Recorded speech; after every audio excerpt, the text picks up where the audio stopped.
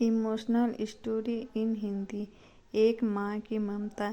एक गांव में रहती थी एक विधवा माँ जिसका नाम था गीता। उसके दो छोटे बच्चे थे, एक बेटा जिसका नाम था रामू और एक बेटी जिसका नाम था सीता। गीता बहुत गरीब थी लेकिन वह अपने बच्चों से बहुत प्यार करती थी। वह दिन रात मेहनत करती थी ताकि अपने बच्चों का पेट भर सके। एक दिन गीता बीमार हो गई। वह अपनी इतनी बीमार हो गई कि बिस्तर से उठ भी नहीं सकती थी। रामू और सीता अपनी माँ की बहुत चिंता करते थे। वह अपनी माँ के लिए दिन रात रोते थे।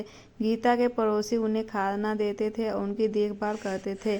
एक दिन गीता को बहुत तेज बुखार आ गया। वह बहुत कमज़ोर हो गई और उसे लग रहा था कि वह अब मर जाएगी। गीता ने रामू और सीता को बुलाया। उसने कहा, मेरे प्यारे बच्चों, अगर मैं मर गई तो तुम दोनों मिलकर रहना, एक दूसरे की मदद करना और कभी भी एक दूसरे को नहीं छोड़ना। रामू और सीता ने अपनी माँ से वादा किया वह हमेशा साथ रहेंगे और एक दूसरे का ख्याल रखेंगे।